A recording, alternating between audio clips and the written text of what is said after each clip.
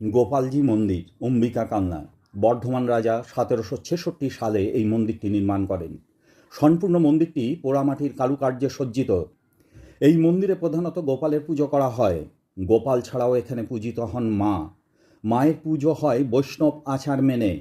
এই মন্দিরে শাক্ত বা শক্তি দুই মতেই পুজো হয়। এখানে গোপালের বাল্যলীলা আজও দেখা যায়। এখানে মায়ের পুজো হয়, মূর্তি হিসাবে থাকে স্বয়ং মা, সিংহ এবং অসুর। মায়ের এই পুজোকে বলা হয় তেপুতুল।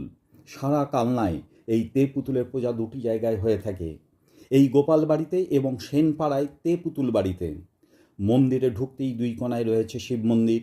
এখনও পর্যন্ত গোপালের নিত্য পুজোর খরচ বর্ধমান রাজার ভাগ থেকে আসে। মনে করা হয় মা মহিষমর্দিনী পুজোর বিসর্জনের সময় গোটা কালনা ঘুরে এখানে গোপালের সাথে কথা বলে। এই মন্দিরের ভিতরের ছবি তোলা সম্পূর্ণ নিষিদ্ধ।